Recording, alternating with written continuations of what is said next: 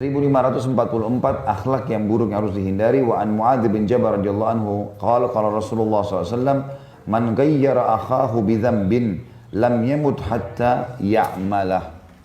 Akhrajahu Tirmidzi wa hasana wa sanaduhu munqati'. Dari Muadz bin Jabal, bin ibn diganti bin. Dari Muadz bin Jabal radhiyallahu anhu bahwa Rasulullah SAW bersabda, barang siapa menghina saudaranya karena suatu dosa, ia tidak akan mati sebelum melakukannya. Hadis Hasan menurut Tirmidzi dan sanadnya diperkirakan ada yang terputus, tapi dihasankan oleh Imam Tirmidzi. Jadi kalau ada seseorang yang mengatakan kepada orang lain, kamu pencuri, misalnya, padahal tuduhan itu tidak benar, ya, maka dipastikan dalam hadis ini orang yang mengatakan tadi kalau dia tidak minta maaf, dia tidak taubat, maka pasti dia mencuri sebelum meninggal. Akan terjadi pada dia. Akan terjadi pada dia. Dan ini sudah pernah saya jelaskan sebenarnya, ini masalah syamata. Masih ingat ya? Lupa. La haula wala quwata illa billah. Syamata itu mendoakan, mengucapkan kalimat buruk pada orang lain.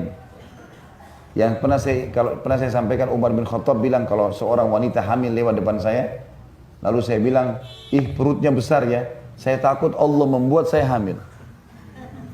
Karena ada maksud menghina. Ada maksud menghina. Ini namanya syamata. Itu yang dilarang dalam hadis kita ini. Jadi tidak boleh. Sampai dalam Islam pun kita kalau berhadapan sama musuh di medan perang, kita nggak boleh syamata. Nggak boleh kita anggap remeh. Menganggap remeh nggak boleh. Sampai Nabi SAW berdoa, dan jauhkanlah aku ya Allah dari syamatatil a'da.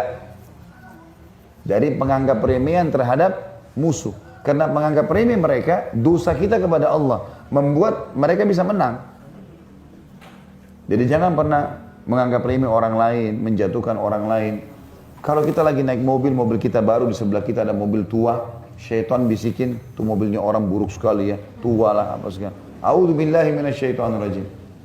Kita ganti dengan kalimat yang baik. Kita mengatakan, ya Allah, mudahkan dia untuk mengganti mobil baru. Ya Allah, mudahkan dia ganti motor baru. Kita doain kebaikan. Dan ada hadis yang lain berbunyi, siapa yang mendoakan saudaranya muslim, ya, maka di atas kepalanya malaikat mengatakan engkau akan dapat sama, engkau akan dapat sama. Kita sebenarnya kalau kita lihat ada orang pakai kendaraan tua, kita doain supaya dia dapat yang baru, kita sedang doain diri kita tuh. Sebenarnya begitu. Jadi hadis ini melarang kita masalah menganggap remeh orang lain untuk syamata.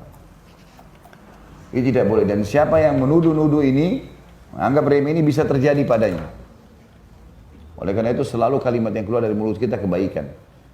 Ada orang buruk depan kita, doakan supaya dia jadi orang baik. Doakan supaya keadaannya berubah. Supaya bisa lebih baik dari keadaan dia sekarang.